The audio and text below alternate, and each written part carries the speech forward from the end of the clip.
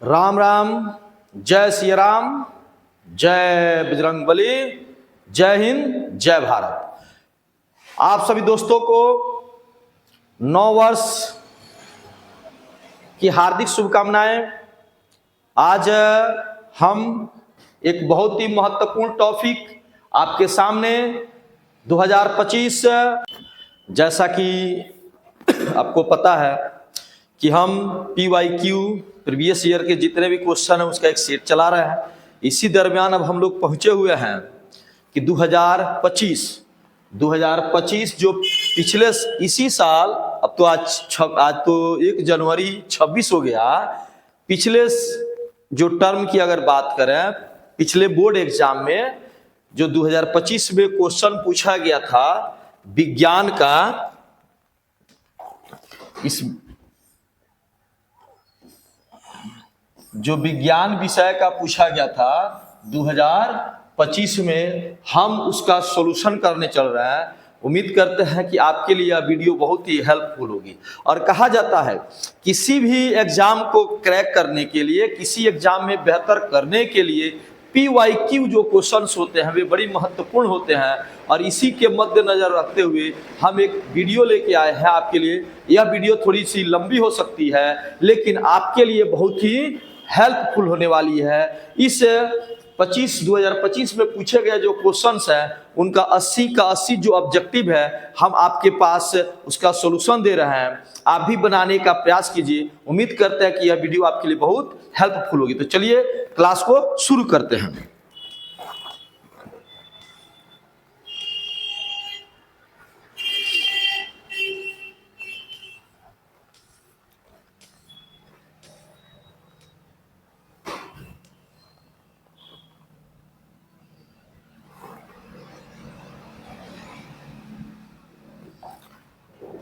दोस्तों आपको बता दें कि साइंस का जो एग्जाम होता है वह 2 घंटा 45 मिनट का होता है, जिसमें 80 को आपको ऑब्जेक्टिव क्वेश्चंस होते हैं और उनमें से 80 में से आपको 40 बनाना होता है। और ये बहुत ही इजी वे में होता है, बहुत ही आसान होता है और कोई बड़ी बात नहीं है कि 80 क्वेश्चन में से 40 को ऑब्जेक्टिव को सही कर देना। तो एक प्रयास करते हैं कि देखते हैं आपके लिए वीडियो कितनी हेल्पफुल होती है। आप भी वीडियो में अंत तक बने रहें, आपके लिए यह वीडियो बहुत ही हेल्पफुल और बहुत ही काम की होने वाली है। चलिए जी, तो पहला हम क्वेश्चन लेते हैं दोस्त। पहला दिया हुआ जो पहला क्वेश्चन था कि लेंस की फोकस दूरी होती है F और उसकी क्षमता P, इन दोनों में क्या संबंध है। तो हम जानते हैं कि फोकस दूरी जो होता है, फोकस दूरी F जो होता है वह क्षमता का व्युत्क्रम होता है, या क्षमता फोकस दूरी का व्युत्क्रम होता है। यानी कि P बराबर होता है 1/F, P बराबर 1/F होता है। तो इसमें हमारा कौन सा ऐसा दिया हुआ है ना, कौन सा ऑप्शन नंबर B। यहां से F आ जाएगा गुना में, तो P गुने F बराबर 1 हो जाएगा। Option number B is the correct answer. अगर बात करें दोस्त क्वेश्चन नंबर 2 का, तो कैमरे का कौन सा भाग आंखों के रेटिना की तरह कार्य करता है ना। जो हमारे कैमरा है, कैमरा का कौन सा ऐसा भाग है जो आंख की रेटिना की तरह कार्य करता है। तो जैसे हम लोग जानते हैं, पढ़े हैं, आप भी अगर पढ़े हैं ध्यान दिए होंगे, तो आंख में जो प्रतिबिंब बनता है वह हमारा रेटिना पर बनता है। आंख में प्रतिबिंब बनता है, रेटिना पर बनता है। तो उसी तरह कैमरे में जो इमेज बनता है, जो प्रतिबिंब बनता है, वह कहाँ बनता है, फिल्म पर बनता है। इसीलिए है ना, आंख का रेटिना से जो रिलेशन है वही कैमरे का फिल्म से रिलेशन होगा। चलिए अगले क्वेश्चन की तरफ बढ़ते हैं।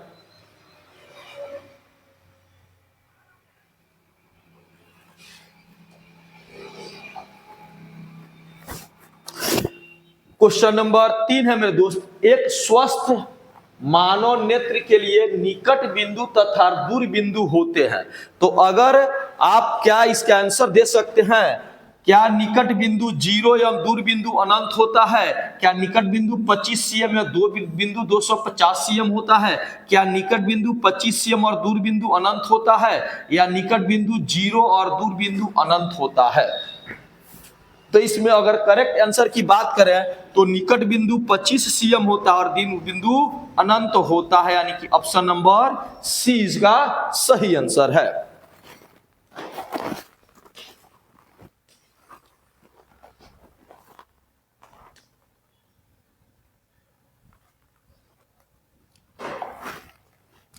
अगर बात करें दोस्तों क्वेश्चन नंबर 4 का, तो चंद्रमा पर खड़े अंतरिक्ष यात्री को आकाश प्रतीत होता है। तो आकाश कैसा प्रतीत होगा मेरे दोस्त? काला प्रतीत होगा। काहे? तो अंतरिक्ष में कोई वायुमंडल नहीं है ना, और वायुमंडल नहीं होने के कारण प्रकाश का अपवर्तन की घटना नहीं होती है, और इसी कारण से वहां पर है ना उस खड़े व्यक्ति को आकाश काला दिखेगा। बात करें अगर दोस्तों अगला क्वेश्चन का, कि नेत्र की समंजन क्षमता को कम हो जाने से उत्पन्न होता है कौन सा दोष होता है? नेत्र की अगर समंजन क्षमता कम हो जाए तो आंख में कौन सा दोष उत्पन्न होता है? क्या दूरदृष्टि दोष होता है, या निकट दृष्टि दोष होता है, या जरा दृष्टि दोष होता है, या वर्णांधता होता है? कौन सा दोष उत्पन्न होता है?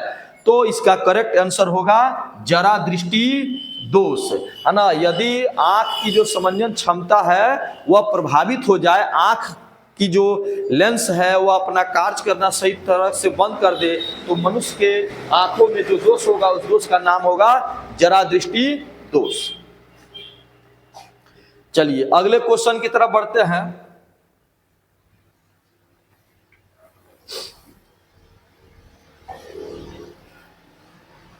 अगर बात करें दोस्त 6 नंबर क्वेश्चन का, किसी चालक की प्रतिरोधकता का मात्रक क्या होता है? तो चालक का प्रतिरोध का मात्रक क्या ओम मीटर होता है, या ओम प्रति मीटर होता है, या प्रति ओम मीटर होता है, या इनमें से कोई नहीं? तो चालक की प्रतिरोधकता का जो मात्रक होता है वह मेरे दोस्त ओम मीटर होता है। चालक की प्रतिरोधकता का मात्रक ओम मीटर होता है। चलिए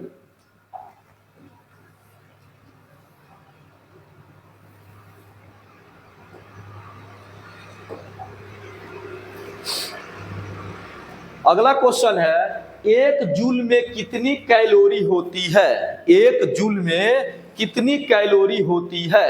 तो एक जूल में क्या 0.23 कैलोरी होती है, या 0.19 कैलोरी होती है, या 0.21 कैलोरी होती है, या 0.25 कैलोरी होती है?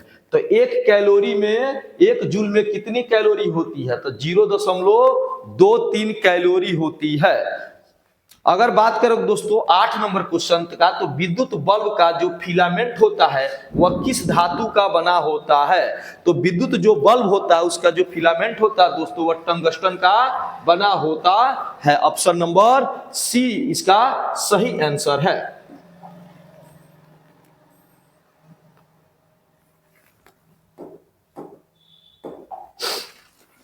अगर बात करें दोस्तों 9 नंबर क्वेश्चन का, तो दोहरा परिसंचरण किसमें नहीं पाया जाता है? क्या मेढक में नहीं पाया जाता है, मछली में नहीं पाया जाता है, पक्षी में नहीं पाया जाता है, मनुष्य में नहीं पाया जाता है? किसमें दोहरा परिसंचरण नहीं पाया जाता है? तो इस क्वेश्चन पे थोड़ा सा है ना, क्वेश्चन पे प्रश्न चिन्ह लग सकता है, क्योंकि इसका ऑप्शन थोड़ा सा है। दोहरा परिसंचरण है ना मछली में भी नहीं पाया जाता है, और जो उभयचर जीव हैं उनमें भी नहीं पाया जाता है। मछली और उभयचर जीव दोनों में नहीं पाया जाता है। तो मछली तो ऑप्शन में दिया हुआ है, और उभयचर मेढक उभयचर होता है, जल और पानी दोनों में जो रहता है, जल और स्थल दोनों पर जो रहता है उसको उभयचर कहते हैं, और मेढक एक उभयचर जीव है। ठीक है, तो ऑप्शन इस तरह से चला जा रहा है, लेकिन बी के तरफ चल सकते हैं, ऑप्शन नंबर बी, है ना। लेकिन क्वेश्चन पे थोड़ा सा संशय है। अगला है 10 नंबर, यूरिया जो रक्त में कहां से प्रवेश करता है? यूरिया हमारे खून में, रुधिर में कहां से प्रवेश करता है? क्या वह वृक्क से प्रवेश करता है, या फेफड़ा से प्रवेश करता है, या यकृत से प्रवेश करता है, या इनमें से कोई नहीं? यूरिया रक्त में कहां से प्रवेश करता है? तो option number C is the correct answer. यकृत से यूरिया रक्त में प्रवेश करता है।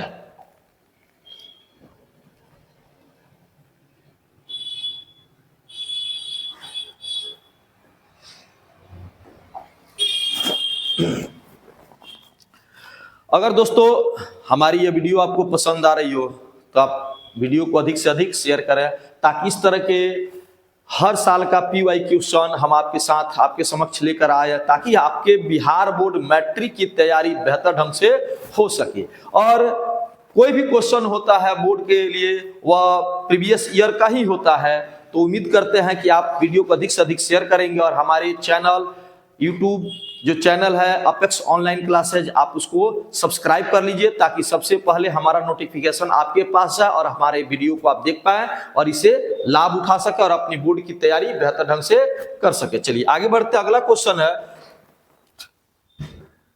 ग्लूकोज का पुनर्अवशोषण कहाँ होता है? क्या PCT में होता है या DCT में होता है या हेनले लूप में, या इनमें से कोई नहीं? तो ग्लूकोज का पुनर्अवशोषण कहाँ होता है मेरे दोस्त? है ना, PCT में होता है। अगले क्वेश्चन की अगर बात करें, विभिन्न क्रियाओं के फलस्वरूप बने हानिकारक पदार्थों को शरीर से बाहर निकालने के तंत्र को क्या कहते हैं? शरीर के अंदर जो भी हानिकारक पदार्थ बनते हैं उनको शरीर से बाहर निकालने वाला जो तंत्र होता है उसको क्या बोलते हैं? क्या परिसंचरण तंत्र कहते हैं, या पाचन तंत्र कहते हैं, या परिसंचरण तंत्र कहते हैं, या उत्सर्जन तंत्र कहते हैं, या तंत्रिका तंत्र कहते हैं? तो शरीर से हानिकारक पदार्थों को बाहर निकालने वाले तंत्र को उत्सर्जन तंत्र, ऑप्शन नंबर सी इसका सही आंसर होगा।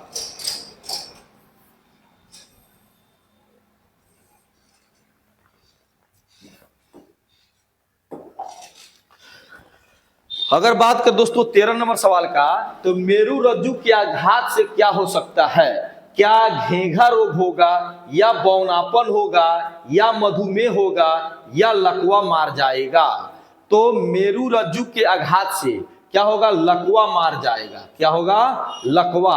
अब घेंघा तो आप जानते हैं कि आयोडीन की कमी से होता है, मधुमेह है ना, या चिनिया रोग है, पेनिसिलिन नामक वगैरह का इंजेक्शन दिया जाता है। बौनापन की जो बीमारी है STH जो हार्मोन है उसकी कमी से होता है। तो आगे बढ़ते हैं,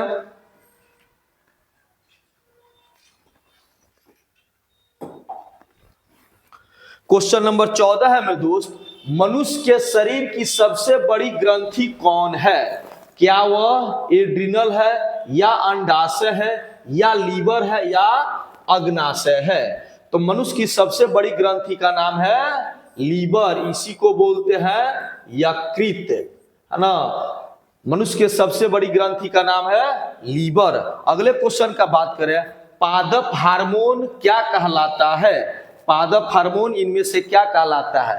फेरोमोन कहलाता है, या फाइटो हार्मोन कहलाता है, या इंजाइम कहलाता है, या इनमें से कोई नहीं? तो पादप hormone option number B phyto hormone कहलाता है। पादप हार्मोन को फाइटो हार्मोन कहते हैं। चलिए अगला क्वेश्चन है, क्वेश्चन नंबर 16, पतियों द्वारा कायिक प्रवर्धन का उदाहरण है। पत्तियों द्वारा कायिक प्रवर्धन का उदाहरण इनमें से कौन है? क्या प्याज में पत्ती द्वारा कायिक प्रवर्धन होता है, या आलू में होता है, या गुलाब में होता है, या ब्रायोफाइलम में होता है? यानी कि पत्ती द्वारा नए जीव की उत्पत्ति इनमें से किसके द्वारा होती है? तो ब्रायोफाइलम में, है ना, पत्ती द्वारा कायिक प्रवर्धन होता है। अगला क्वेश्चन की अगर बात करें, कलपक्कम नाभिकीय विद्युत संयंत्र किस राज्य में स्थित है? क्या वह कलपक्कम कर्नाटक में है, या तमिलनाडु में है, या उत्तर प्रदेश में है, अथवा गुजरात में है? इन चारों राज्यों में से किस राज्य में कलपक्कम परमाणु विद्युत गृह स्थित है? तो अगर बात करें तो यह है तमिलनाडु में। Option number B for Bombay इसका सही आंसर है।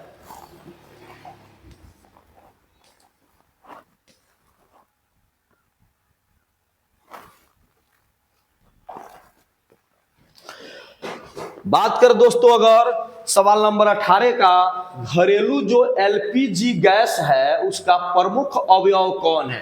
क्या एथेन है, या प्रोपेन है, या ब्यूटेन है, या मीथेन है? तो एलपीजी गैस का मुख्य अवयव कौन होता है मेरे दोस्त? ब्यूटेन होता है। Option number C is the correct answer. अगला है ऊर्जा के दो अनवीकरणीय स्रोत इनमें से कौन है? गोबर गैस तथा जैव मात्रा, कोयला तथा पेट्रोलियम, जैव मात्रा तथा पेट्रोलियम, इनमें से कोई नहीं। तो ऊर्जा के दो अनवीकरणीय स्रोत, तो कोयला और petroleum. Option number be the सही आंसर हो जाएगा।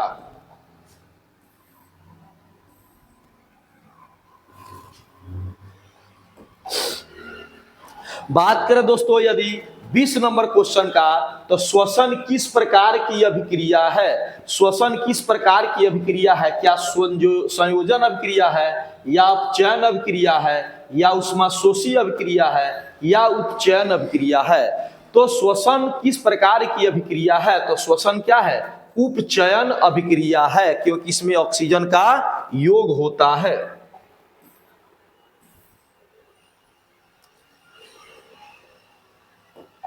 अगर बात करें क्वेश्चन नंबर 21 का, तो इलेक्ट्रॉन के स्थानांतरण से बने यौगिक कहलाते हैं।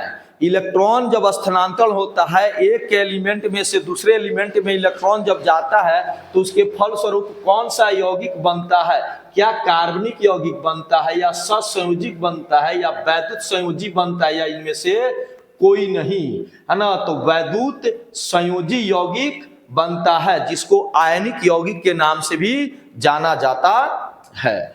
अगर बात करें 22 नंबर क्वेश्चन का, तो निम्नलिखित अभिक्रियाओं में से कौन सी अपघटन की अभिक्रिया के एक उदाहरण है? अपघटन अभिक्रिया यानी कि, है ना, वियोजन अभिक्रिया के नाम से भी इसको जाना जाता है। एगो जो होता है टूटकर जब दो को बनाता है, दो या दो से ज्यादा बनाता है, तो उसी को अपघटन या वियोजन अभिक्रिया कहते हैं। तो ऐसा किसमें है? Option number D is the correct answer होगा। ठीक है, चलिए जी। अगर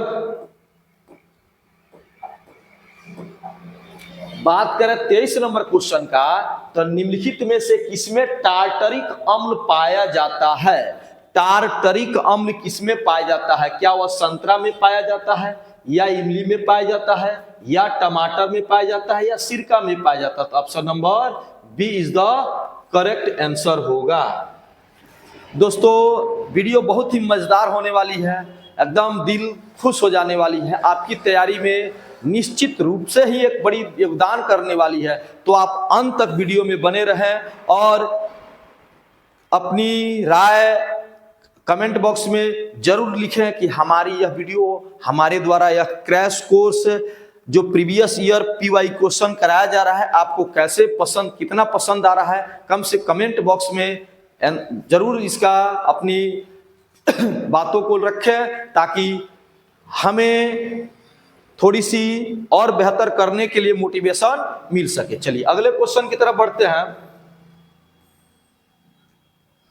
24 नंबर क्वेश्चन है, बूझे हुए चूने का रासायनिक नाम क्या होता है? बूझा हुआ चूना का रासायनिक नाम क्या होता है? क्या कैल्शियम ऑक्सीक्लोराइड होता है, या कैल्शियम क्लोराइड होता है, या कैल्शियम ऑक्साइड होता है, या कैल्शियम हाइड्रो ऑक्साइड होता है? बूझे हुए चूने का सूत्र इनमें से रासायनिक नाम क्या होता है? तो बूझे हुए चूने का अगर रासायनिक नाम का बात करें तो वह कैल्शियम हाइड्रोक्साइड होता है, CaOH का होल ट्वाइस, है ना, यह इसका रासायनिक सूत्र होता है। अगर बात करें पीत रस स्रावित होता है कहां से? पीत रस क्या मुख गुहा से स्रावित होता है, या यकृत से स्रावित होता है, या छोटी आंत से स्रावित होता है, या आमाशय से स्रावित होता है? तो पित्त रस कहां से स्रावित होता है? यकृत यानी कि लीवर से स्रावित होता है।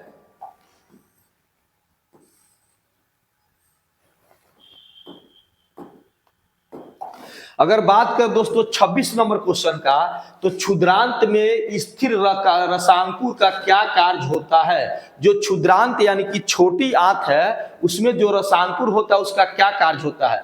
क्या अवशोषण को बंद कर देना, अवरुद्ध कर देना, या अवशोषण के सतही क्षेत्रफल को बढ़ा देना, या अवशोषण का सतही क्षेत्रफल को ऊपर घटाना, और सी में है बढ़ाना, और डी है इनमें से कोई नहीं। तो अगर बात करें छोटी या क्षुद्रांत में जो रसांकुर होते हैं वे है ना, जो क्षुद्रांत का जो सतही क्षेत्रफल होता है उसको बढ़ाने का काम करते हैं, यानी कि ऑप्शन नंबर सी हमारा सही आंसर होगा।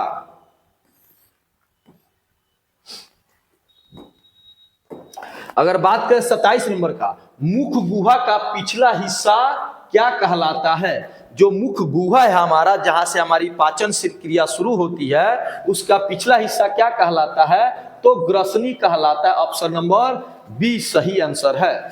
बाहरी वातावरण से कोशिका में ऑक्सीजन का स्थानांतरण है ना, और कार्बन डाइऑक्साइड को हटाना, यानी कि ऑक्सीजन को लेना और कार्बन डाइऑक्साइड को हटाना क्या कहलाता है? क्या श्वास उच्छ्वास कहलाता है, या निश्वास कहलाता है, या अंतःश्वास कहलाता है, या इनमें से कोई नहीं? तो ऑक्सीजन का स्थानांतरण कार्बन डाइऑक्साइड को हटाना क्या कहलाता है? श्वास उच्छ्वास कहलाता है। ऑप्शन नंबर ए इसका सही आंसर है। चलिए सवाल नंबर 29 के तरफ आते हैं। प्रकाश संश्लेषण में ऑक्सीजन का मूल स्रोत क्या है? प्रकाश संश्लेषण में ऑक्सीजन कहां से निकल के आता है? पर्णहरित से निकलता है, कि कार्बन डाइऑक्साइड से निकलता है, कि जल से निकलता है, या सौर ऊर्जा से निकलता है? तो प्रकाश संश्लेषण क्रिया में जो ऑक्सीजन मुक्त होता है वह ऑक्सीजन कहां से आता है? तो जल से आता है। ऑप्शन नंबर सी होगा सही आंसर। निम्नलिखित में से किसे कोशिका का ऊर्जा मुद्रा के रूप में जाना जाता है? कोशिका का ऊर्जा मुद्रा किसे कहते हैं? क्या एटीपी को कहते हैं, या एडीपी को कहते हैं, या डीटीपी को कहते हैं, इनमें से कोई नहीं? तो इसका सही ऑप्शन होगा 30 नंबर का, ऑप्शन नंबर ए हमारा सही आंसर है।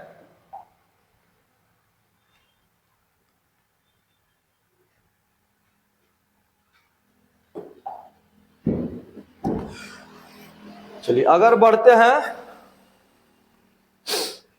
31 नंबर क्वेश्चन। 31 नंबर क्वेश्चन है, पादप में जाइलम जो है किसके लिए उत्तरदायी है? क्या भोजन के वहन के लिए उत्तरदायी है, या ऑक्सीजन के वहन के लिए उत्तरदायी है, या अमीनो अम्ल के वहन के लिए उत्तरदायी है, या जल के वहन के लिए उत्तरदायी है? तो जाइलम जल होता है ना। तो जाइलम किसके लिए उत्तरदायी है? जल के लिए, जल के वहन के लिए उत्तरदायी है। अगर बात करें 32 नंबर क्वेश्चन का, तो 32 नंबर क्वेश्चन है, प्लाज्मा प्लाज्मा के अलावा रक्त में निम्नलिखित में से क्या पाया जाता है? प्लाज्मा के अलावा रक्त में क्या पाया जाता है ना? श्वेत रक्त कोशिकाएं WBC, या लाल रक्त कोशिकाएं RBC, या रक्त पट्टिकाणु या प्लेटलेट्स, इन तीनों में से, या ऑप्शन नंबर डी इन क्या हो सकता है? तो है ना, तो प्लाज्मा के अलावा रक्त में क्या पाया जाता है जी? WBC भी होता है, RBC भी होता है, रक्त पट्टिका अणु भी होता है, यानी कि ऑप्शन नंबर डी हमारा क्या है? सही आंसर है। बात करें अगर 33 नंबर का, मैग्नीशियम आवर्त सारणी के किस समूह में है? तो अगर आप मैग्नीशियम का इलेक्ट्रॉनिक विन्यास लिखते हैं तो इलेक्ट्रॉनिक विन्यास इसका क्या होगा मेरे दोस्त? मैग्नीशियम का इलेक्ट्रॉनिक विन्यास होता है 2, 8 और 2। तो अंतिम कक्षा जो है, तीसरा कक्षा में 2 इलेक्ट्रॉन है, अर्थात इसका समूह संख्या 2 होगा। अंतिम कक्षा में अगर 1 इलेक्ट्रॉन हो, 2 इलेक्ट्रॉन हो, तो 1 हो 2 हो तो वही उसकी समूह संख्या होती है। अगर 3 हो, 4 हो, 5, 6, 7, 8 हो तो उसमें 10 जोड़ के उसकी समूह संख्या बताएंगे। तो मैग्नीशियम का समूह संख्या कौन है जी? समूह 2 का तत्व है।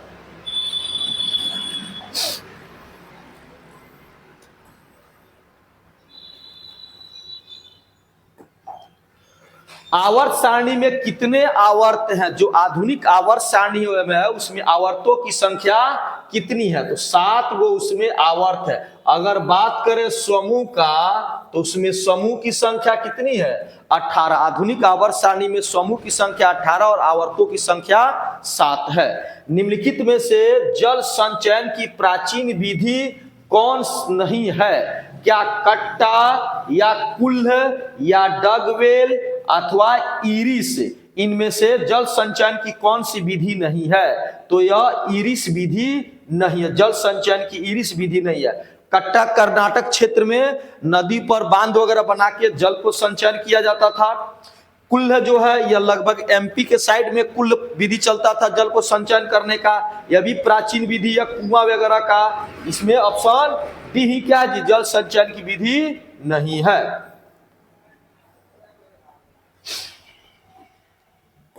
अगर बात करें दोस्तों 36 नंबर क्वेश्चन का, टिहरी बांध निर्माण का उद्देश्य क्या था?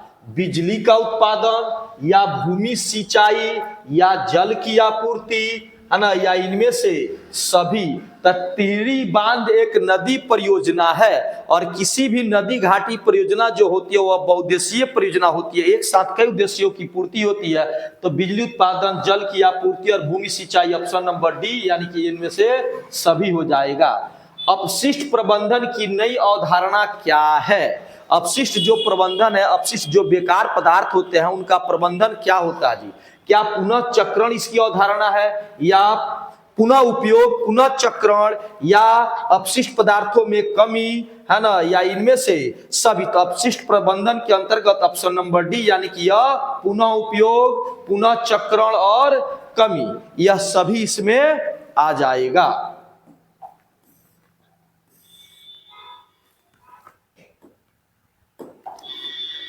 निम्नलिखित में नवीकरणीय संसाधन कौन सा है?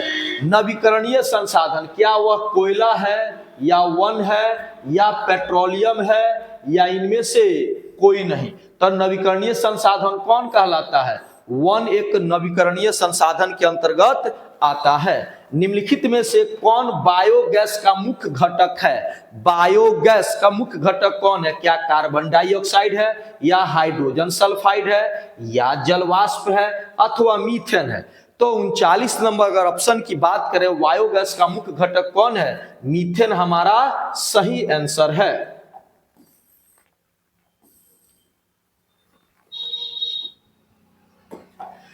पौष्टिक अल्सर हो सकता है, पेप्टिक अल्सर होता है। पेप्टिक अल्सर किसके कारण होता है? कम भोजन खाने से, सामान्य भोजन खाने से, लंबे समय तक भूखे रहने से, इनमें से कोई नहीं। अरे भाई, लंबे समय तक भूखे रहने से पेटवे खराब हो जाएगा, पेट में अम्ल बन जाएगा, आपको अम्लीयता बीमारी होगी, अल्सर पेप्टिक अल्सर होगा। ऑप्शन नंबर सी हमारा सही आंसर है। दोस्तों हम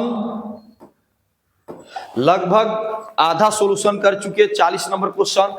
आप बिना स्किप किए पूरे वीडियो को देखें, बहुत ही आनंद आने वाला है ना।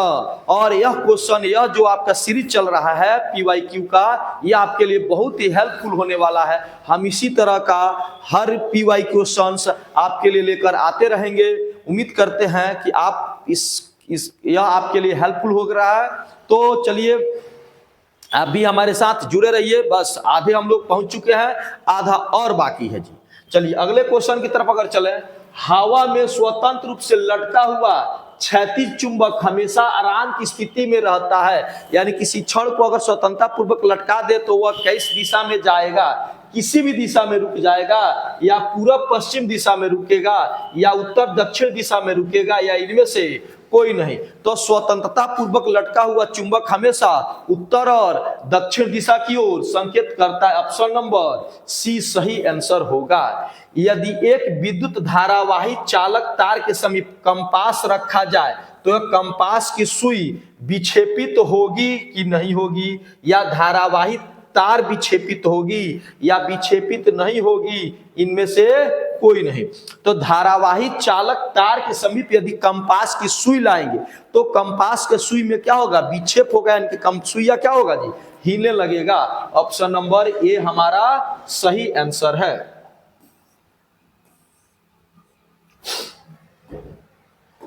चलिए जी, 43 नंबर है, फैराडे ने बहुत से क्रांतिकारी खोज की जिसमें शामिल है विद्युत चुंबकीय प्रेरण की खोज किया, विद्युत अपघटन नियम का खोज किया, या ऑप्शन नंबर ए और बी दोनों, या इनमें से कोई नहीं।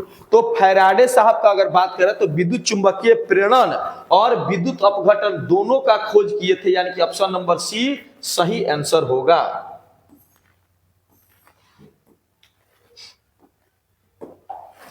अगर बात करें 44 नंबर क्वेश्चन का, विद्युत मोटर परिवर्तित करता है, विद्युत मोटर किस ऊर्जा को किस ऊर्जा में रूपांतरित करता है, रासायनिक ऊर्जा को विद्युत ऊर्जा में, या विद्युत ऊर्जा को यांत्रिक ऊर्जा में, या यांत्रिक ऊर्जा को विद्युत ऊर्जा में, या विद्युत ऊर्जा को रासायनिक ऊर्जा में। विद्युत मोटर क्या है, तो यह विद्युत ऊर्जा को यांत्रिक ऊर्जा में कन्वर्ट करता है। ऑप्शन नंबर बी सही आंसर है।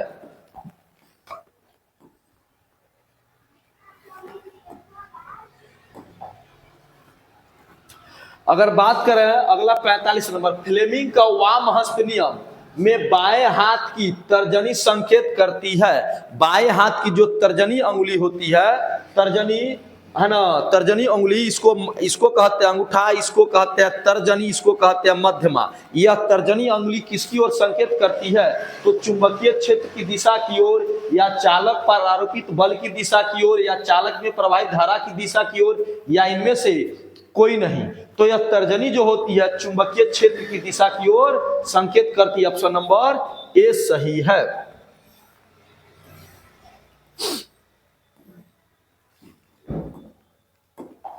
जो दोस्त देर से हमें ज्वाइन किए उन्हें हम बता दें कि यह PYQ क्वेश्चन चल रहा है, 2025 साइंस का है ना। लगभग 45 क्वेश्चन हो चुका है, हम लोग 46 नंबर क्वेश्चन पे हैं। आप लोग है ना, अगर वीडियो अच्छी लगी हो तो अधिक से अधिक शेयर करें और हमारे चैनल को सब्सक्राइब करें, अपेक्स ऑनलाइन क्लासेज। चलिए 46 नंबर क्वेश्चन है, किसी चालक तार से विद्युत धारा प्रवाहित करने पर तार के ऊपर तथा नीचे किस प्रकार के चुंबकीय क्षेत्र पैदा होते हैं। विपरीत प्रकार के, समान प्रकार के, किसी भी प्रकार के नहीं, या इनमें से कोई नहीं। चालक तार पर विद्युत धारा प्रवाहित करने पर तार के ऊपर तथा नीचे किस प्रकार का चुंबकीय क्षेत्र पैदा होता है। तो किस प्रकार का चुंबकीय क्षेत्र, लगभग वृत्ताकार चुंबकीय क्षेत्र होता है। ऑप्शन इसमें नहीं है, ऑप्शन डी के साथ हम चले जाएंगे, ऑप्शन डी। अगला है क्वेश्चन 47 नंबर, जल विद्युत ऊर्जा किस प्रकार का ऊर्जा स्रोत है। जल विद्युत ऊर्जा क्या नवीकरणीय ऊर्जा स्रोत है, या अनवीकरणीय ऊर्जा स्रोत है, या नवीकरणीय और नवीकरणीय दोनों है, या इनमें से कोई नहीं। तो जल विद्युत ऊर्जा क्या है जी, जल विद्युत ऊर्जा नवीकरणीय स्रोत है। ऑप्शन नंबर ए सही है।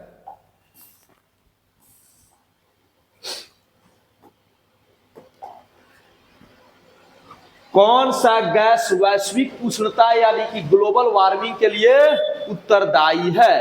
क्या नाइट्रोजन है, या कार्बन डाइऑक्साइड है, या ऑक्सीजन है, या इनमें से कोई नहीं। तो ग्लोबल वार्मिंग वाला गैस जाना जाता है कार्बन डाइऑक्साइड को, CO2 को कहा जाता है।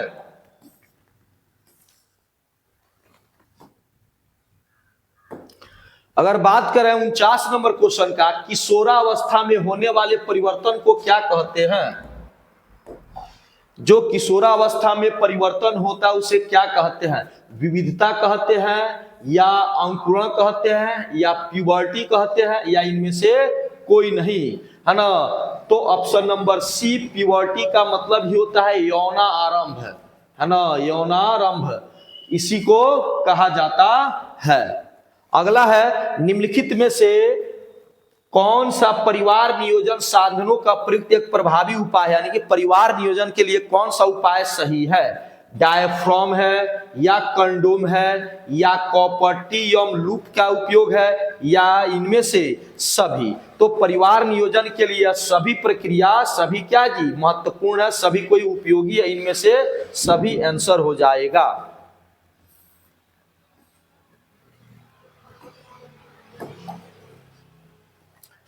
एटाविज्म का क्या अर्थ होता है। संतति में जनकों के गुण का आना, संतति में जनकों के गुण का नहीं आना, संतति में पूर्वजों के गुणों का आना जो जनकों में नहीं है, या इनमें से सभी।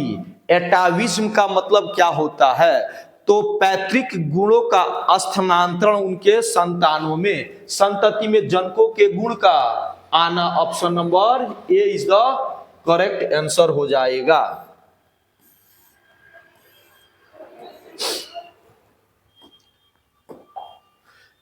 दोस्तों हम आपके लिए इतना मेहनत कर रहे हैं, लगभग आधे घंटे 1 घंटा से खड़ा है, तो कम से कम आप लाइक कर दीजिए, वीडियो को शेयर कर दीजिए और हमारे चैनल को सब्सक्राइब कर लीजिए, ताकि हमारे लिए यह मोटिवेशन का काम कर ले, हमारे लिए हेल्पफुल हो और हम आपके लिए और बेहतर कंटेंट लेकर आ सकें। चलिए अगला क्वेश्चन है, किसी जीव की जीनी संरचना क्या कहलाती है? फेनोटाइप कहलाती है, या जीनोटाइप कहलाती है, या आनुवंशिकता कहलाती है, या विविधता कहलाती है? किसी जीव की जीनी संरचना क्या कहलाती है? तो जीनोटाइप कहलाती है। अगला है, प्राकृतिक चयन द्वारा जीवों का विकास क्या कहलाता है? क्या मेंडलवाद कहलाता है, या लामार्कवाद कहलाता है, या सूक्ष्म विकास कहलाता है, या डार्विनवाद कहलाता है? तो प्राकृतिक चयन द्वारा जीवों का विकास डार्विनवाद सिद्धांत के नाम से जाना जाता है। ऑप्शन नंबर डी सही है। अगला है 54 नंबर क्वेश्चन, जैव आवर्धन प्रदर्शित करने वाला रसायन इनमें से कौन है? क्या CFC है, या ADP है, या ATP है, या DDT है? तो जैव आवर्धित प्रदर्शन करने वाला रसायन DDT सही आंसर हो जाएगा।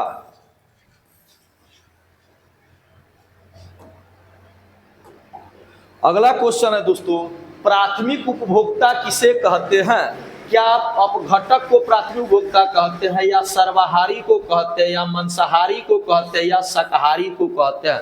तो प्राथमिक उपभोक्ता ऑप्शन नंबर डी है हमारा सही आंसर। अब बात करें 56 नंबर क्वेश्चन का, तो CFC का व्यापक उपयोग होता है जेट इंजन में, रेफ्रिजरेटर में, एयर कंडीशनरों में, इनमें से सभी।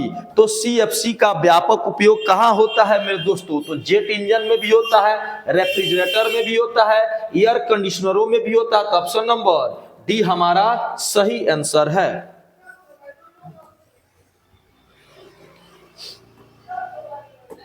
अगला है, ब्यूटेन के कितने समायवी होते हैं? ब्यूटेन के कितने समायवी? क्या 2 समायवी होते हैं, या 3 समायवी होते हैं, या 4 समायवी होते हैं, या 5 समायवी होते हैं? तो ब्यूटेन की बात करें तो ब्यूटेन का 2 गो समायवी होता है, नॉर्मल ब्यूटेन और आइसोब्यूटेन।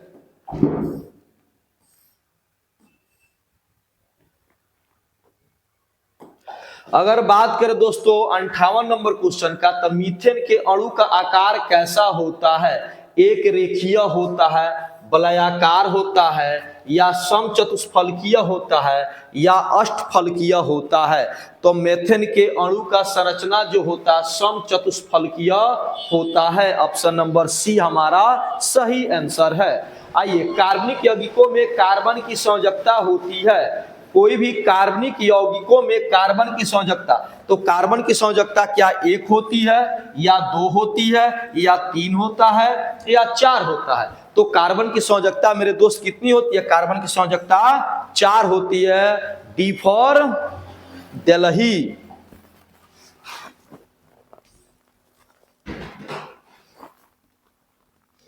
अगर बात करें दोस्तों 60 नंबर क्वेश्चन का, निम्नलिखित में से कौन संतृप्त हाइड्रोकार्बन है? क्या एल्केन संतृप्त हाइड्रोकार्बन है, या एल्कीन है, या एल्काइन है, या इनमें से कोई नहीं? एल्केन, एल्कीन और एल्काइन में से संतृप्त हाइड्रोकार्बन कौन है? तो option number A for Apple क्या है जिसका सही आंसर है? यही है संतृप्त हाइड्रोकार्बन। उसके बाद है, एथिलीन का यूपेक नाम क्या है? एथिलीन का यूपेक नाम क्या है? क्या एथीन है, या एथाइन है, या एथीन है, या इनमें से कोई नहीं? तो एथिलीन सामान्य नाम है और एथिलीन का यूपेक नाम एथीन होता है। ऑप्शन नंबर सी।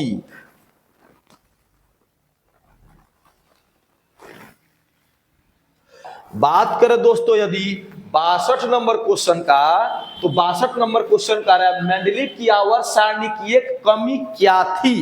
मेंडलीव की आवर्त सारणी की कमी क्या थी? ऑक्सीजन का सही स्थान नहीं देना, क्लोरीन को उचित स्थान नहीं देना, हाइड्रोजन को उचित स्थान नहीं देना, इनमें से कोई नहीं। तो मेंडलीव की कमी इनमें चारों में से कौन सा ऑप्शन है? तो हाइड्रोजन को उचित स्थान नहीं देना। मेंडलीव अपने आवर्त सारणी में हाइड्रोजन को उचित स्थान नहीं दे पाए थे, जो उनके आवर्त सारणी के मुख्य दोष हुआ करती थी। अगला है जी अष्टक नियम। अष्टक नियम का प्रतिपादन निम्नलिखित में से किसने किया? अष्टक नियम क्या मेंडलीव ने दिया था, न्यूलैंड्स ने दिया था, या लोथर मेयर ने दिया था, या डोबेराइनर ने दिया था? तो अष्टक नियम यानी कि अष्टक सिद्धांत किसने दिया था? न्यूलैंड्स ने दिया था, जिसे न्यूलैंड्स का अष्टक नियम भी कहते हैं। निम्नलिखित में से कौन सा यौगिक सबसे अधिक क्षारकीय होगा? कौन सा अधिक क्षारकीय होगा, क्षारक होगा?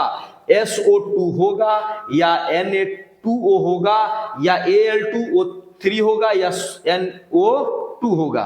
तो ये दोनों तो होइबे नहीं करेगा, ये धातु और धातु का ऑक्साइड है। अब बचा ये दोनों में बचा तो Al2O3 एल्युमिनियम ऑक्साइड उभयधर्मी ऑक्साइड माना जाता है, यानी कि अम्ल और क्षार दोनों दिखाता है। तो बचा कौन? ऑप्शन नंबर बी हमारा सही आंसर होगा, यह अधिक क्षारीय होगा।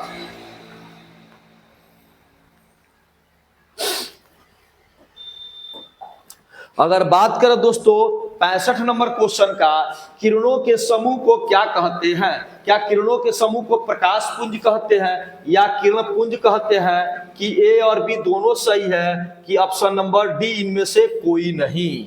तो किरणों के समूह को प्रकाश पुंज या किरण पुंज दोनों कहते हैं, ऑप्शन नंबर सी हमारा सही आंसर हो जाएगा। अगर बात करें 66 नंबर क्वेश्चन का, प्रकाश की किरणें गमन करती है। प्रकाश की किरण कैसे गमन करती है?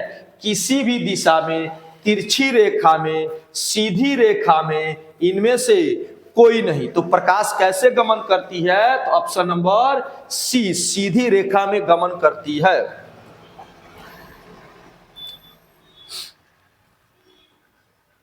क्वेश्चन नंबर 67 का अगर बात करें, अवतल दर्पण किस प्रकार का दर्पण है? अवतल दर्पण किस प्रकार का दर्पण है? अवतल दर्पण को क्या अपसारी दर्पण कहते हैं, या अभिसारी दर्पण कहते हैं, या अभिसारी तथा अपसारी दोनों कहते हैं, या इनमें से कोई नहीं? तो अवतल दर्पण को क्या कहते हैं? अभिसारी दर्पण के नाम से भी जाना जाता है। अभिसारी या संस्कृत दर्पण के नाम से भी जाना जाता है।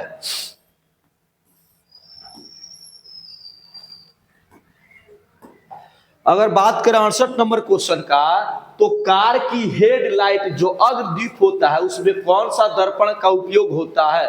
उत्तल दर्पण का उपयोग होता है, या अवतल दर्पण का उपयोग होता है, या समतल दर्पण का उपयोग होता है, या इनमें से किसी का उपयोग नहीं होता है? तो कार के हेडलाइट अग्रदीप में किसका उपयोग होता है?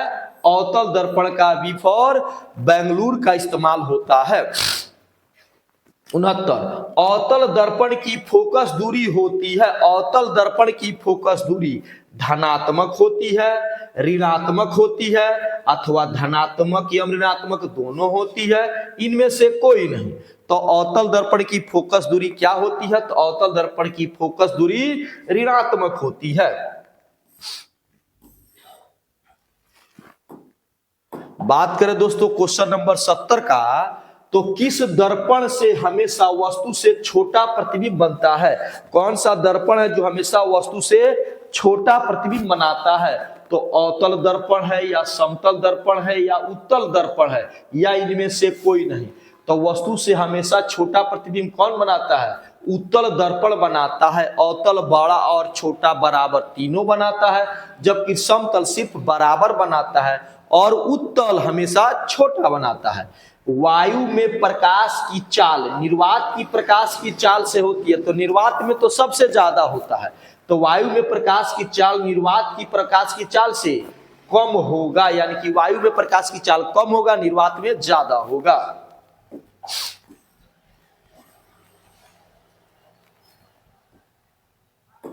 अगर बात कर दोस्तों 72 नंबर क्वेश्चन का, तो 72 नंबर है, प्रकाश द्वारा प्रदर्शित कौन सी घटना तारों के टिमटिमाने में मदद करती है, यानी कि किस घटना के कारण तारे जो है टिमटिमाते हुए नजर आते हैं? क्या प्रकाश के परावर्तन के कारण, या प्रकाश के वर्ण विक्षेपण के कारण, या प्रकाश के प्रकीर्णन के कारण, या प्रकाश के अपवर्तन के कारण? तो तारों का टिमटिमाना प्रकाश के अपवर्तन के कारण होता है। 73 है, अम्ल का जलीय विलयन विद्युत का संचालन करता है, क्योंकि अम्ल जल में, यानी कि जल का अम्ल का जो जलीय विलयन होता है वह विद्युत का चालन करता है। किस कारण से? क्या अम्ल आयनित होता है इस कारण से, या अम्ल जल में विलय होता है इस कारण से, या अम्ल जल में अविलय होता है इस कारण से, या इनमें से कोई नहीं? तो अम्ल जब जल में घुला जाता है तो वह आयनित हो जाता है, अपने आयनों में टूट जाता है, जिसके कारण वह विद्युत का चालन करता है। बात करें दोस्तों यदि 74 नंबर क्वेश्चन का, तो निम्नलिखित में से कौन गंधीय सूचक नहीं है ना? कौन है जो गंधीय सूचक नहीं है? लौंग का तेल, या वैनिला, या शकरकंद, या इनमें से सभी? तो कौन गंधीय सूचक नहीं है? ऑप्शन नंबर सी, शकरकंद गंधीय सूचक नहीं है, यह रंगीय सूचक है।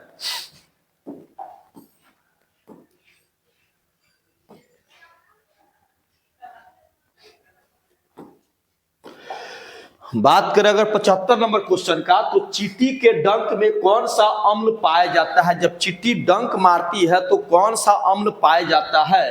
क्या साइट्रिक अम्ल पाया जाता है, या एसिटिक अम्ल पाया जाता है, या मेथनोइक अम्ल पाया जाता है, या इनमें से कोई नहीं? चींटी के डंक में कौन सा अम्ल पाया जाता है? तो चींटी के डंक में मेथनोइक अम्ल पाया जाता है, जिसे फॉर्मिक अम्ल के नाम से भी जानते हैं। फॉर्मिक अम्ल भी इसको कहा जाता है।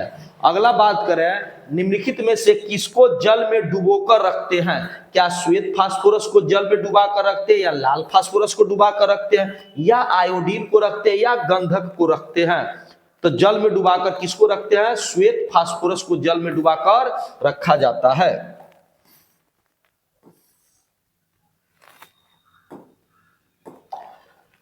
77 नंबर क्वेश्चन का बात करें, अयस्क में अशुद्धि के रूप में उपस्थित पदार्थ को क्या कहते हैं? क्या धातुमल कहते हैं, या अधात्री कहते हैं, या खनिज कहते हैं, या इनमें से कोई नहीं? तो जो भी अशुद्धि अयस्क होते हैं उनमें जो अशुद्धियां मिल रहती है उसको अधात्री गैंग, या उसी को मैट्रिक्स के नाम से जाना जाता है। उसी को मैट्रिक्स भी कहा जाता है।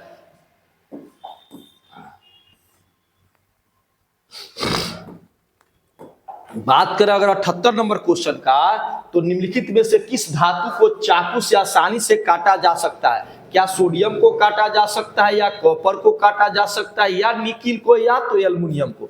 किसको काटा जा सकता है चाकू से? तो सोडियम क्या है जी? सोडियम को चाकू से आसानी से काटा जा सकता है।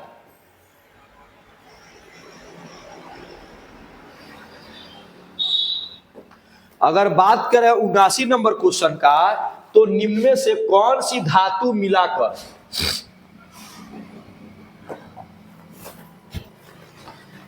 सोने में कौन सी धातु मिलाकर मिश्र धातु तैयार की जाती है? सोने में कौन सी धातु मिलाकर मिश्र धातु तैयार की जाती है? क्या लोहा मिलाकर तैयार किया जाता है, या कॉपर मिलाकर तैयार किया जाता है, या जिंक मिलाकर किया जाता है, या सिल्वर मिलाकर किया जाता है?